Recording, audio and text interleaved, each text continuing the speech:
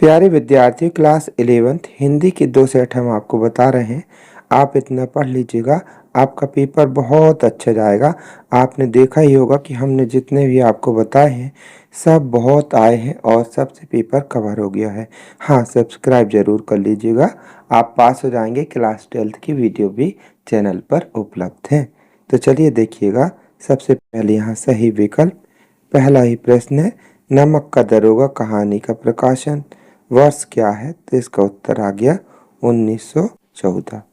अब इसी प्रकार आगे भी ये सब सही विकल्प है अपने। यहाँ देखिएगा, दूसरा, ये तीसरा, और यहाँ पर ये चौथा है ना, और ये पांचवा सही विकल्प है। ये इनके उत्तर भी लिखे हुए हैं, ठीक है। ये छठवा, श्रृंगार रस का स्थायी भाव क्या है? तो रति। अब इसके बाद यहाँ खालिस्तान देखते हैं, ये खालिस्तान है, ठीक है। इनके आंसर लिखे जा चुके हैं, भरे हैं, ठीक है। फिर यहाँ सही जोड़ी देखिएगा, सही जोड़ी खंड आर खंड बा, और फिर उनको मैच करके यहीं पर उत्तर लिखा हुआ, ठीक है। तो ये सही जोड़ी पहला, दूसरा, तीसरा, चौथा, ये पांचवा, और ये डायरी के पन्ने, तो एन फ्रैंक, ठीक है। फिर यहाँ से एक शब्द एक वाक्य में उत्तर है, सुमित्रानंदन पंत किस युग के कवि माने जाते हैं? तो छायावाद के। अब एक एक पढ़ूंगा ना तो वीडियो लंबा हो जाएगा, प्लीज़ वीडियो को रोक करके आराम से आप पढ़ सकते हैं, ठीक है, स्लो करके। तो ये एक शब्द एक वाक्य में हुआ। अब यहाँ से सत्य असत्य है, कौन सा कथन सत्य है कौन सा असत्य है वो इसमें हमने लिख दिए हैं, तो इनको आप देख लीजिएगा, ठीक है। फिर क्वेश्चन छठवा, प्रगतिवाद की दो विशेषताएं, उत्तर यहाँ लिखा हुआ है, इसका अथवा है छायावाद की दो विशेषताएं। फिर सातवां में कबीर ने अपने आप को दीवाना क्यों कहा? अगला है मीरा कृष्ण की उपासना किस रूप में करती हैं? फिर विदाई संभाषण पाठ में लॉर्ड कर्जन को क्यों जाना पड़ा? अब देखिएगा अगला, मियां नसरुद्दीन को नानबाइयों का मसीहा क्यों कहा गया? फिर गलता लोहा कहानी के अंत में मोहन की आंखों में एक सर्जक की चमक क्यों थी? ठीक है, यहाँ पर देखिएगा। अब आगे देखिएगा, ये स्त्री शिक्षा के बारे में लॉर्ड कर्जन के क्या विचार थे? अभी इसी प्रकार से यहाँ से 2 नंबर 3 नंबर वाले क्वेश्चन चल रहे हैं, इनको आप देख लीजिएगा, है ना। अब ये 11वां, ठीक है। फिर 11वां का ये अथवा, फिर 12वां क्वेश्चन, फिर 12वां का अथवा अलंकार की परिभाषा भेद, फिर रस के अंगों के नाम, फिर खंड का महाकाव्य में अंतर, राजभाषा राष्ट्रभाषा में अंतर, लोकोक्ति और मुहावरे में अंतर। फिर आता है वाक्यों को, अशुद्ध वाक्यों को शुद्ध करना, इसी में भाव पल्लवन करना, साहित्य समाज का दर्पण है। फिर जीवन परिचय भी आया करता है, सुमित्रानंदन पंत अथवा भवानी प्रसाद मिश्र का काव्य परिचय लिखिए। वो कला, 2 रचनाएं, कला पक्ष भाव पक्ष साहित्य में स्थान वगैरह, तो कुछ इस प्रकार से आप लिख सकते हैं। अब इसी प्रकार यहाँ मुंशी प्रेमचंद अथवा शेखर जोशी का जीवन परिचय साहित्यिक परिचय, तो आप इस प्रकार से लिख सकते हैं, ठीक है। संवाद लेखन में आता है इंटरनेट के उपयोग पर 2 मित्रों के बीच संवाद, तो कुछ इस प्रकार से राम श्याम करके यहाँ लिखा गया है, आप देख लीजिएगा। फिर है अपठित गद्यांश आता है ना, तो ये कुछ भी आ सकता है। यहाँ पर एक गद्यांश था, उसको हमने शॉर्ट कर दिया है, लिखा था स्वदेश प्रेम का अर्थ डैश डैश डैश करके, इस टाइप से लिखा हुआ था, तो उसका शीर्षक लिखना था, और देश की सेवा कैसे की जा सकती है, तो इनके उत्तर यहाँ लिखे हुए। फिर पद्यांश आता है, उसका भावार्थ सप्रसंग व्याख्या करने के लिए, मेरे तो गिरधर गोपाल दूजो ना कोई, है ना, तो यह इसका अर्थ है मीराबाई का है ये, और इसके भावार्थ लिखे हुए हैं। फिर एक गद्यांश आता है ना आपके पाठ का, तो यह नमक के दरोगा से लिया गया है, और इसकी सप्रसंग व्याख्या कुछ इस प्रकार से है। फिर है एक आवेदन पत्र प्रचार को टीसी प्राप्त हेतु, है ना, ये टीसी के लिए शुल्क माफी के लिए, है ना, ये आ सकता है। और इसमें एक मित्र को पत्र भी आ जाता है।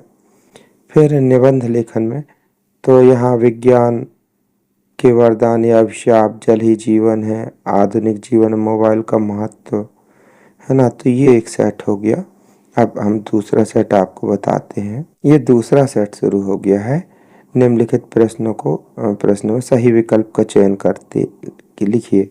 तो पहला है गलता लोहा कहानी के लेखक कौन है? तो शेखर जोशी है। ठीक है, इसके विकल्पों में शेखर जोशी आएगा। अगला क्वेश्चन है कबीर की भाषा को क्या कहा जाता है? तो 4 विकल्प में उत्तर आएगा सदुक्कुड़ी भाषा। ठीक है। फिर तीसरा है भारतीय गायिकाओं में बेजोड़ लता मंगेशकर पाठ के लेखक कौन है? तो प्यारे विद्यार्थी, इस पाठ के लेखक है कुमार गंधर्व, है ना। फिर अगला चौथा है ये। ठीक है, यहाँ पर इसका उत्तर आएगा सा इंटरनेट। फिर काव्य की शोभा बढ़ाने वाले तत्व क्या कहलाते हैं? मालूम होगा आपको, अलंकार कहलाते हैं। रसात्मकम वाक्यम काव्यम परिभाषा किसकी है? तो ये है आचार्य विश्वनाथ जी की। फिर रिक्त स्थान की पूर्ति किसने यहाँ पर लिखा? भी आंखें कविता में कवि ने किसान के दयनीय जीवन का चित्रण किया। तो यहाँ आ जाएगा किसान, है ना। इसी प्रकार से आपके खाली स्थान ये भरे हुए हैं, आप इनको पढ़ लीजिएगा। और ये सही जोड़ी है। इसके बाद सही जोड़ी इनको देख लेना। प्यारे विद्यार्थी, गले में थोड़ी तकलीफ है सर्दी के कारण, तो इसलिए आवाज़ में कुछ भिन्नता है। इसके बावजूद भी हम वीडियो दे रहे हैं आप तक। प्लीज़ आपके सहयोग की आशा है, सब्सक्राइब कर लीजिएगा। यहाँ देखिएगा, और ये एक शब्द एक वाक्य में उत्तर यहाँ दिए हैं, है ना। क्योंकि वीडियो देना समय पर बहुत ज़रूरी है, आप लोग वेट करते रहते हैं, इसलिए हम यहाँ बोलने में भी दिक्कत जा रही है, आवाज़ गला बैठा हुआ, इसके बाद भी आप तक वीडियो पहुँचा रहे हैं। आवाज़ में थोड़ी दिक्कत जा रही होगी, आप एडजस्ट कर लीजिएगा। फिर है रीतिकाल की प्रमुख 2 विशेषताएं, है ना। यहाँ पर नई कविता की 2 विशेषता, वे आंखें कविता में कवि किसान के प्रति अपनी सहानुभूति को प्रकट किया, इस प्रकार से ये अथवा है इसका। फिर है इस स्थिति में वर्षा क्यों नहीं होती? फिर है इसका अथवा पंडित आलोपीदीन ने वंशीधर को अपनी सारी जायदाद का स्थायी मैनेजर क्यों नियुक्त किया, है ना। लता मंगेशकर के गायन की विशेषता, चित्रपट संगीत शास्त्रीय संगीत में अंतर। तो ये सब 10वां हो गया ये। फिर 11वां, फिर ये 12वां पत्रकारिता के प्रकार, ये अथवा हो गया। ठीक है, अथवा के बाद ये 12वां शब्द गुण किसे कहते हैं, उनके नाम। फिर छंद की परिभाषा, उसके अंगों के नाम। मानवीकरण, अलंकार को उदाहरण से देना, विरोधाभास अलंकार। मिश्रित वाक्य संयुक्त वाक्य में अंतर, विराम चिन्हों का महत्व। तकनीकी भाषा किसे कहते हैं, उदाहरण से देना। क्षेत्रीय शब्द किसे कहते हैं, उदाहरण। फिर यहाँ पे से सुमित्रा नंदन पंत और कबीर दास जी की साहित्यिक रचना, भाव पक्ष कला पक्ष, है ना।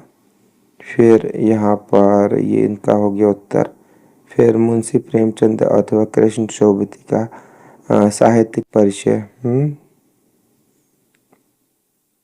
फिर यहाँ पर परीक्षा की तैयारी हेतु 2 मित्रों के बीच संवाद, कुछ इस प्रकार से मोहन सोहन, कुछ भी आप नाम दे करके बना सकते हैं।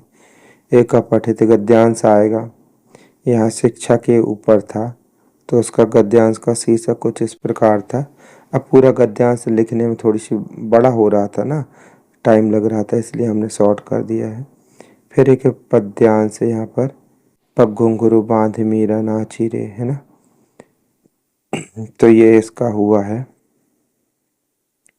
यहाँ सब प्रसंग इसकी व्याख्या है। फिर गद्यांश है, मियां नसरुद्दीन ने आँखों के कंचे हम पर फेर दिए डैश डैश डैश करके कारीगरी है, तो इसका संदर्भ प्रसंग व्याख्या। फिर आवेदन पत्र जिला कलेक्टर को ध्वनि विस्तारक यंत्रों पर रोक लगाने हेतु, इस प्रकार से कुछ आप लिख सकते हैं ये। और यहाँ पर अब देखना है ये निबंध। तो मेरे प्रिय साहित्यकार, थोड़ी कई बार नए निबंध भी आ जाते हैं। पर्यावरण प्रदूषण कारण और निवारण, पुस्तकालय का महत्व। ठीक है, तो यहाँ पर आप इतने तैयार कर लीजिएगा। प्यारे विद्यार्थी, यदि आप इतना पढ़ लेते हैं तो आपका पेपर बहुत अच्छा जाएगा, बहुत हेल्प मिलेगी, यही हमारी कामना और आशा है। आप कमेंट कीजिएगा, हम आपके हर प्रश्न का उत्तर देने का प्रयास करते हैं। आप सफल हों। Thank you. बाय। जय हिंद।